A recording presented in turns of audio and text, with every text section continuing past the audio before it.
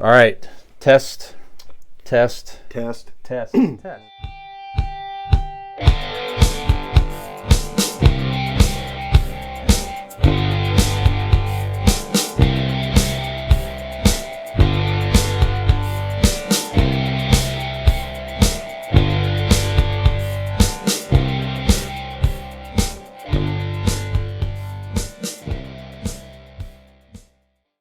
Okay, so who's not going to be around anymore on Saturday Night Live, at least, are some of the B. main Arthur. players. Nope. But she's not going to be around anymore on No, there. You're actually, right. she's No, slated to you're host right. next season somehow. What? Nor in this universe. But so the SNL finale was this past Saturday, and it's like these days you either probably really enjoy it, you really watch it frequently, or you don't. It's certainly become more political, but we all like it. So there you have it. So A.D. Bryant, Kate McKinnon. A.D. Bryant from right here in Cleveland area, right? No, I don't think so. No, that was was Vanessa that? Bayer Shannon. is from Vanessa Molly Bayer. Bayer. Yeah. Molly Shannon's also from Cleveland. Oh, really? Is she? Okay. They have a new show together, Vanessa Bayer and Molly Shannon. Yeah. I love that for you. Is what it it's called We're from Cleveland? That's No, not actually. So It's called I that- Love That for You. Yeah. I love that for you, like a home shopping network thing. I do want to check that out. It does look Okay. good. Yeah, it's on Showtime. I don't have that, and I thought about getting it, but then I'm like, I already have like 7 streaming services, and that's not one of them. And like, I just don't know where to put the foot down there. But I would love to see that. I love both of them. I got a place you can put your foot. Yeah. Get some Yeah. hot dog water, you nasty little bitch. And then in my mouth. Yeah. Yep. Guys, Just power through. okay. Yep. Let him get it out. And and moving just on. Yeah. It'll be hard reeling this one in, boy. Real it's hard. getting real hard. fucking hard. Yep. Yeah. Reel it Reel like me it's in, your job. Yep. So 80 Bryant, Kate McKinnon, Kyle Mooney, and Pete Davidson all announced their departures from SNL this past week. Pete Davidson didn't die? No, Not he yet. did not. Huh. No. Look at that. Kanye and his friends are trying, but not yet. I'm sorry, I shouldn't joke about that. That's not fun. They were all pretty clever. I mean, the Kate McKinnon, she had the opening sketch, and it was really one of my favorite reoccurring characters. She did the whole Close Encounter sketch where she was, talking about her very terrible experiences with the aliens, and she's just hilarious. Oh, in like the group. Yeah, there's 3, and she's one of them, and the other 2 will tell stories of how it was magical. And that's really that's probably my favorite skit of like the modern era, honestly. Yeah, that was so Santa good. Claus and the elves. I think she did for Christmas time, but then they kind of did the aliens. So yeah, she always has a terrible experience because you can't. Whoever's in that sketch isn't holding it together. No, like everybody is like trying their hardest not to break. Yeah, 80 always does, because 80 always plays one of the CIA agents or whatever. FBI, she's. Yeah, and she always loses it. But yeah, Kate's fantastic in those. And that was, you're right, Brian, the way they sent her off like that. And it was so heartfelt, the little things she said before she got on the spaceship. Leaving Earth. Yeah. Yeah, and thanks for letting me hang out a while and stuff like that. And it was, kind of maybe well up a little bit. Correct? Yeah, I mean, actually, Kate was going to leave last season, but they offered her more money to stay. She was supposed to be gone already, but they offered her more money. Okay. But yeah, typically it is. I mean, it doesn't always go that way. I mean, obviously there was a lot, Chris Rock, Adam Sandler, like that group of guys back, they were all just cut, and at that time they were just let go. That didn't leave on very good terms. Norm Macdonald. Yeah, right. But speaking of, before I forget, I'm sorry. Yeah. Did you guys hear that there's a new Norm Macdonald stand-up coming out? That he had secretly filmed one? No. And it's going to come out, I think, on Netflix. I'm not 100% sure where. Netflix. Yeah, he was like working on material for a stand-up act, so he recorded that stuff, and then they're going to put that together. Putting it together. I can't wait. That's cool. Yeah. Anyway, so Kate McKinnon, definitely ended well. 80 Bryant had the cool skit with what's in with go to bed, bitch, with Bo and Yang. Bo and Yang, yeah. So that was good. The Pete Davidson just had a whole speech on the news to say farewell and express his appreciation. And then we were talking about it before we started shooting. Kyle Mooney has sort of a little skit at the end, but he was certainly, of all those, he was the lesser known. But he's had some cool stuff. He's pretty funny. My favorite for Kyle was when did you ever see when he would make those weird videos where he'd be walking on the street and he would interview people and then he kind of like, it was just awkward. Like he would interact with people, but like he would make it super awkward. Like he didn't know how to interact or what to say to people after they'd answer a question. And he'd be like, he'd try to riff on what they were saying, but he didn't know where to go with it. I loved those. I think out of all of those guys and gals, I think I'm the most interested to see what happens to him, because the other two, those two girls, Kyle Mooney, because the other two girls, that they have a career. You know what I mean? Yeah, they're going to either be in TV or movies. It's going to be interesting what happens to him. He's going to be something like he's going to make it. I see him more as a behind the camera guy, like a creator, like a I think, and I don't know to what level he wrote on SNL, but I think he was one of the writers for some of, you know what I mean? Like I think he had something to do with that. I don't know. I'm just guessing, really, but Kyle Mooney, the alumni that came. Sorry, Brian, go ahead. I was going to say, Kyle Mooney he has a on Netflix. He wrote this. Him and somebody else wrote this. It's like a. I talked about it on a prior episode, but it looks like a Saturday morning cartoon show, like from the 80s. Okay. Okay. Yeah. It has that feel to it. It's got the weird. So he plays himself and like his twin brother. So they're introducing there's like a Saturday morning 80s cartoon Skip show. And Trip or something like that, or their something names? like that. Yeah, where they're he's both of them. Yeah. It's like, so check that out. And the cartoons, there's actual cartoons on there that have just a very weird adult themed, so I thought it was funny. Yeah, I enjoyed some of them. It was just it's very weird. It's all over the place. It's, I mean, as far as consistency, there's just a lot of different, it's just, I think a lot of, total freedom is what it struck me as when he was making that, just total fucking freedom to do whatever. But yeah, it was, I watched a couple episodes of it and it was really weird, but I liked it. Yeah.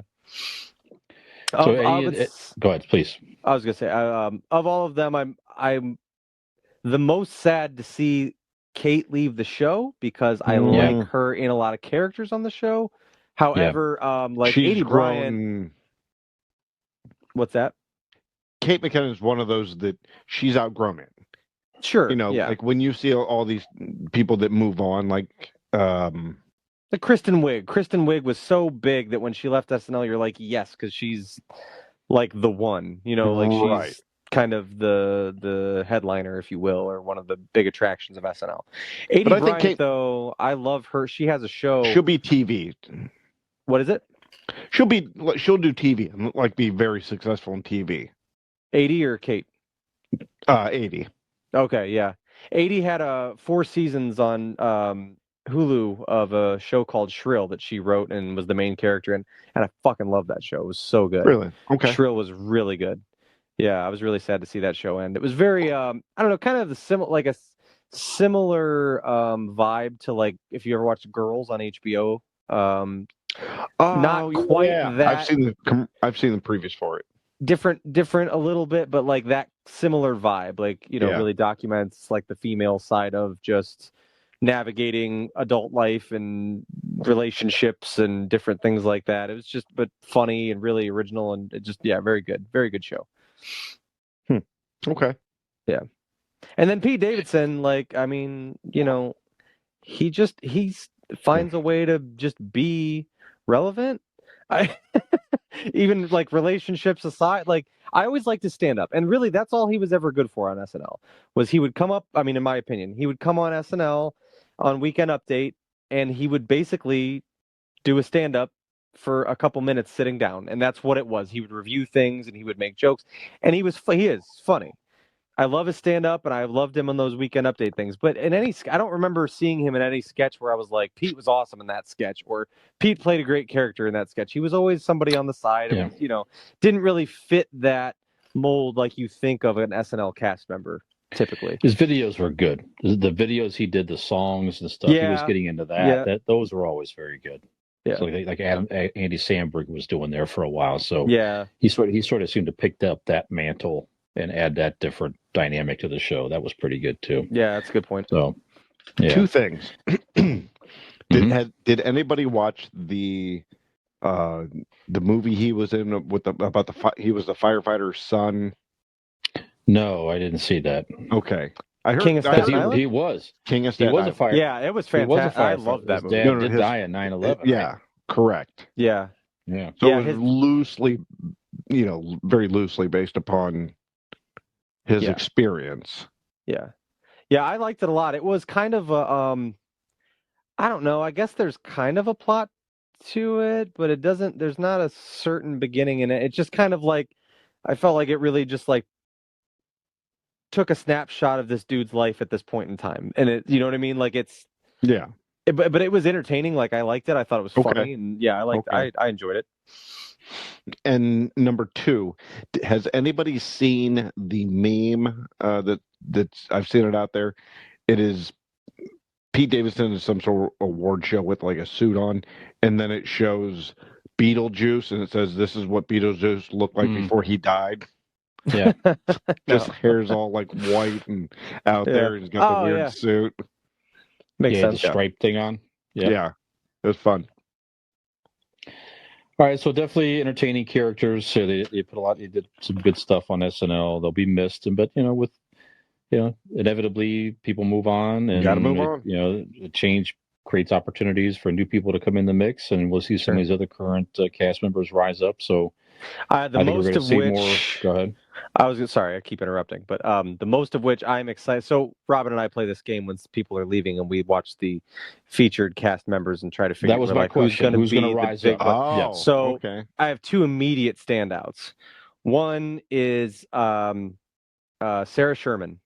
She's only been a featuring cast member, I think, for maybe a season or less, but she's been in a lot of stuff. She's been on Weekend Update a lot, where she kind of takes something that Colin says and Colin Jost said that, implies this and says this and thinks this about women and said this, what I'm talking about, Brian. Sarah Sherman with the just kind of got a mullet or whatever.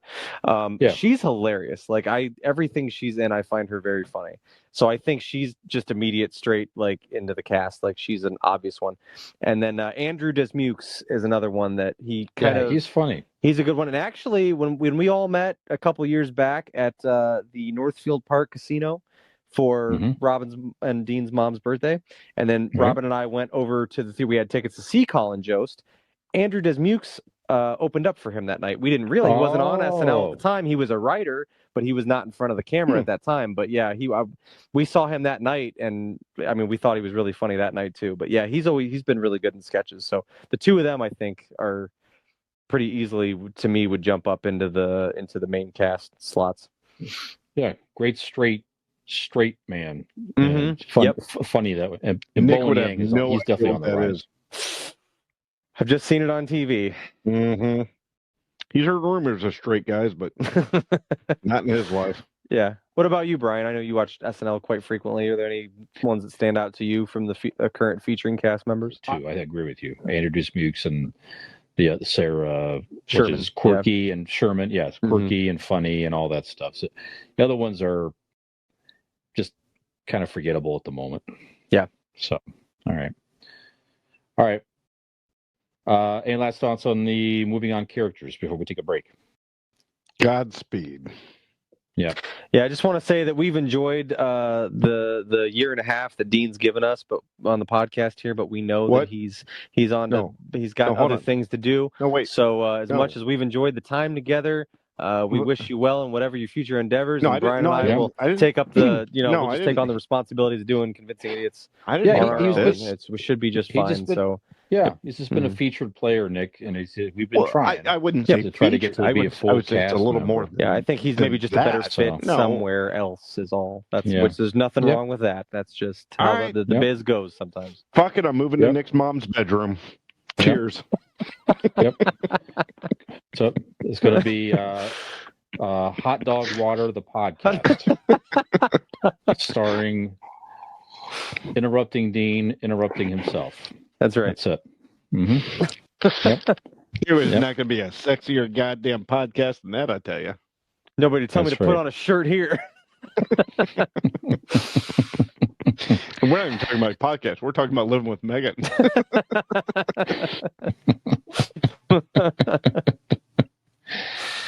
All right, we're going to take a break and come back to talk about a new hope. It's not a new hope in the sense of that maybe only two of us will be here when we return.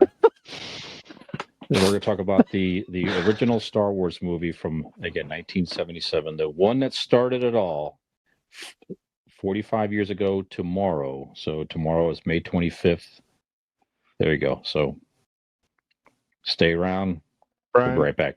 You can stick that crooked finger in your ass. You know that, right? It's not crooked anymore. Yeah, look at that. Not as crooked. My new nickname is Crooked Finger. Somebody's going to find that G-spot right now. Here comes old Crooked Stink Finger. Hey, did you like that video? You know you did, and we know you did. So stop screwing around and go like that video, subscribe to our channel, and join us for some more.